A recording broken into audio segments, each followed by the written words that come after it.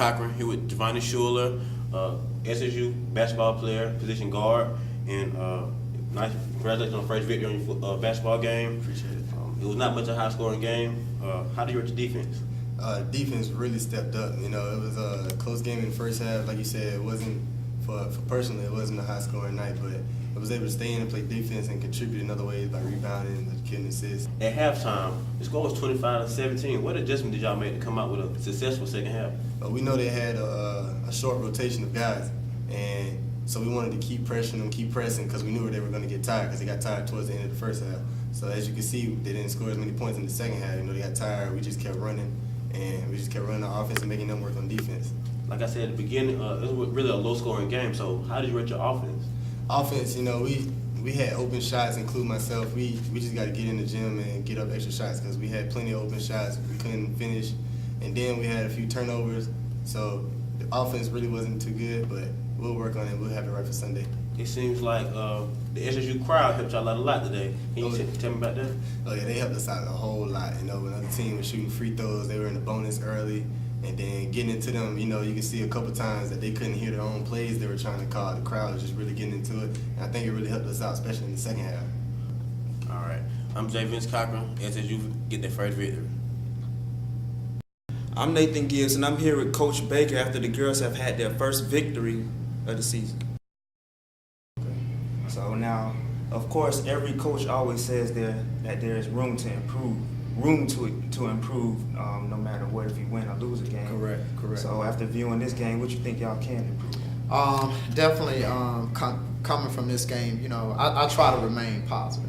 To be honest with you, I thought we had some young kids that grew up this game. They definitely stepped up and provided some leadership, but we definitely want to improve on our foul shooting. I thought we had a lot of opportunities to get to the line, but we missed a couple front end of some 1-and-1s. You know, Alicia Nelson went there a couple times, Doris Fontaine. However, the foul shooting, identifying our shooters out in transition. We allowed Edward Waters to hit some open threes, you know, as the game went on. And of course, we want to, you know, improve our execution and improve our chemistry.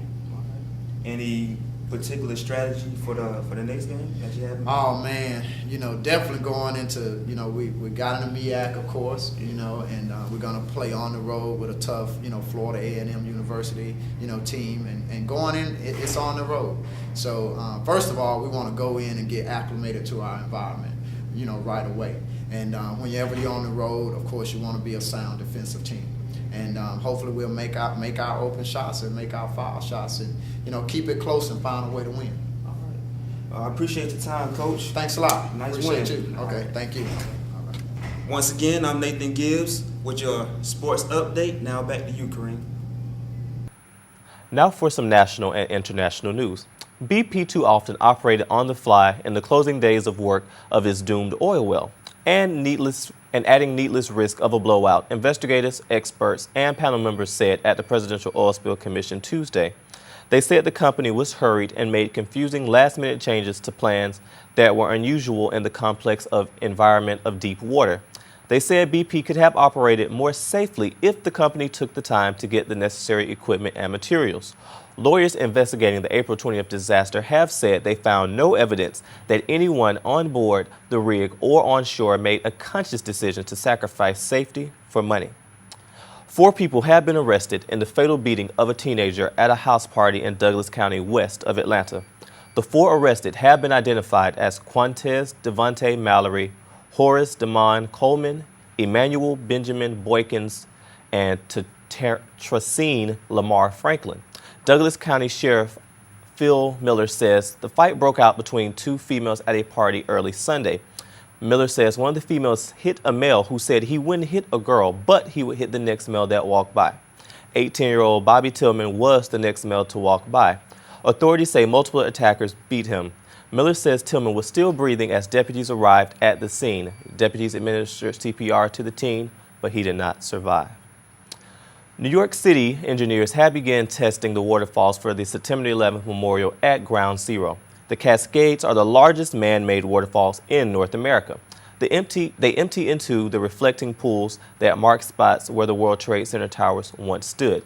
The testing of the waterfalls for the North Pool began Tuesday morning. The testing included switching on the 8 pumps to see how the water will flow into the basin. More than 350,000 gallons of water streamed into the pool. It circulated at 52,000 gallons per minute. Testing of the South Pool waterfall will begin next spring. The 176-foot perimeter pool are the centerpiece of Michael A. Rad's Reflecting Absence Memorial. A lottery ticket purchased at a Detroit area store is the sole winner of nearly $129 million in a Powerball jackpot. Michigan lottery officials announced Sunday that the winner of the $128.6 million prize bought the ticket ahead of the Saturday's drawing in Highlands Park, an economically depressed enclave of Detroit. The winner's name isn't known yet. Calls to the store rang unanswered Sunday. It was Michigan's second huge win in a multi-state lottery in 8 days. The winning ticket for the $140 million Mega Million jackpot October 29th was sold at a convenience store in the Upper Peninsula. The holder of the ticket has yet to come forward. Powerball is available in 42 states, including Washington, D.C. and the U.S. Virgin Island. I think we have the Powerball here, but that's good news for that person. Coming up next is Health News with Maria Glenn with the Smart Woman Report.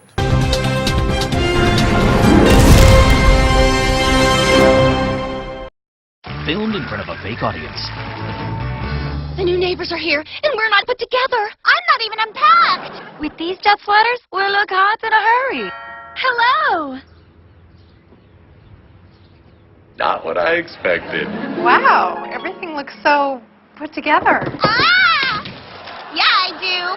Her head was damaged in the move. Yeah! Come on!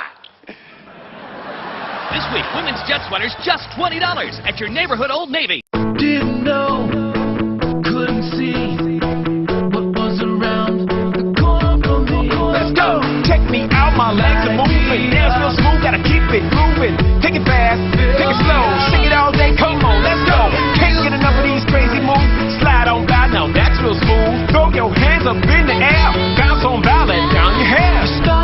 Now that's real nice. Come on, get loose. You take me high. Let's go, go, go.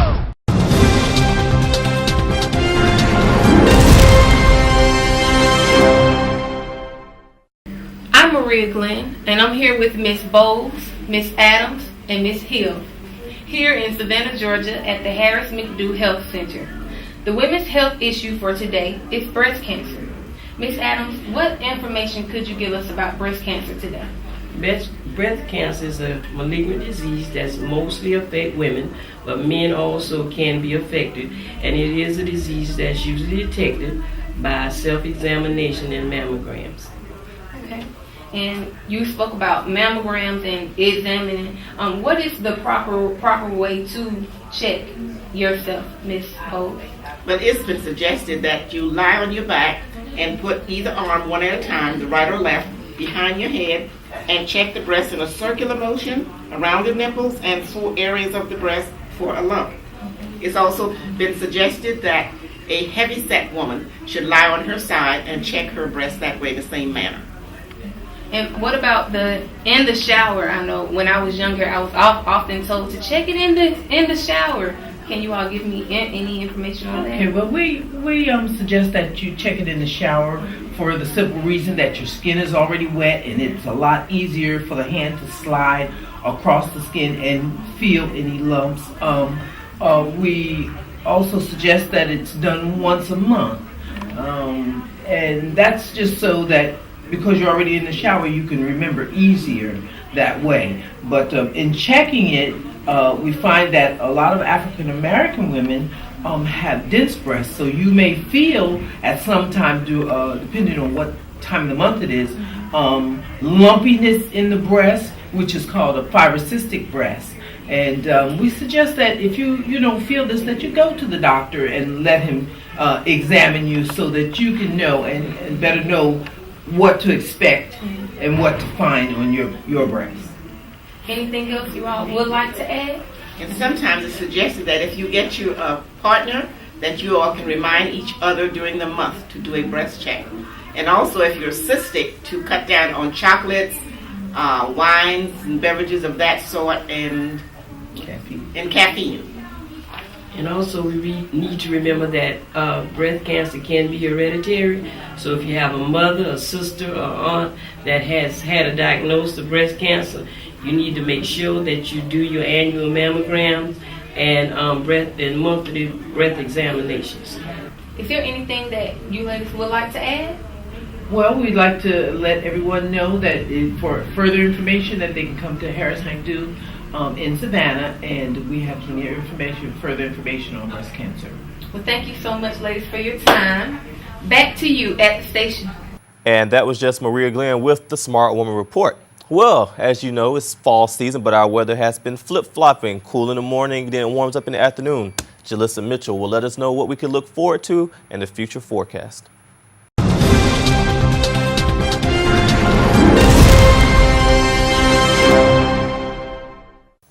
Hello, I am Jalissa Mitchell with your weather update.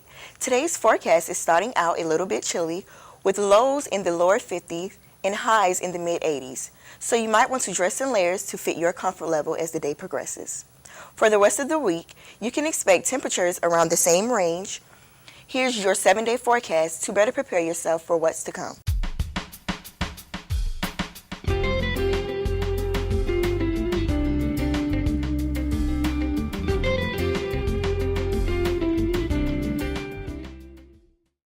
All right, your weather update has been brought to you by your friends over at the Weather Channel. Back to you, Kareem. Thank you, Jalissa, for that weather update. Definitely got to stay bundled up in the morning, and then by the afternoon, I guess you can shed it because it's kind of some beautiful spring-like temperatures, though it is fall. Well, we're going to come back and one more time with Jalissa for a last look at the weather, and we'll be closing our show. Thank you.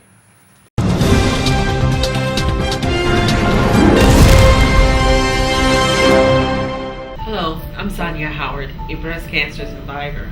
I was diagnosed at the age of 36 last year, October 29, 2009, and I was very devastated once I found out the news. I was also confused because that summer, my doctor told me I had a complete bill of health. I was fine, everything was okay, and then 2 months later he calls me back and tells me, I'm sorry, but it's breast cancer. So I was very devastated. I was confused, and I did not understand how this could have happened at this point in my life. Being an African American woman, 40 and below, it is imperative that you are checked for breast cancer because it is the highest. We have the highest rate than any other race in the United States of America. Also, with breast cancer, you're not always going to find a lump. My cancer was not in the form of a lump. It started around a certain area of my breast and then it began to spread.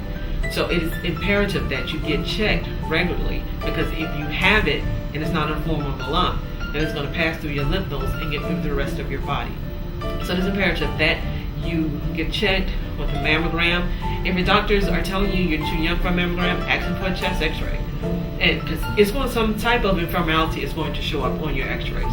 So it's best to go ahead and get checked to be safe so that you can have a healthy and balanced life.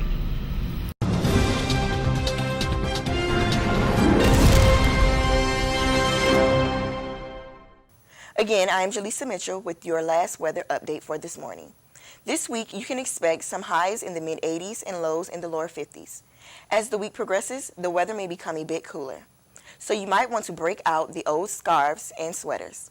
Bundle up the little ones. It's going to be a bit chilly. Here's your 7-day forecast to better prepare for what's to come.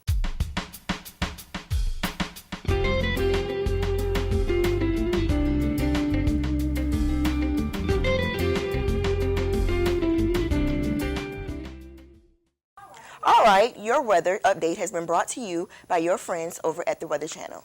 Back to you, Kareem. All right, thank you, Jalissa. And this just has been your A&M News at 10. Again, I am Kareem McMichael. Join us every morning at 10 a.m. for your local, national, and international news. Thank you for watching.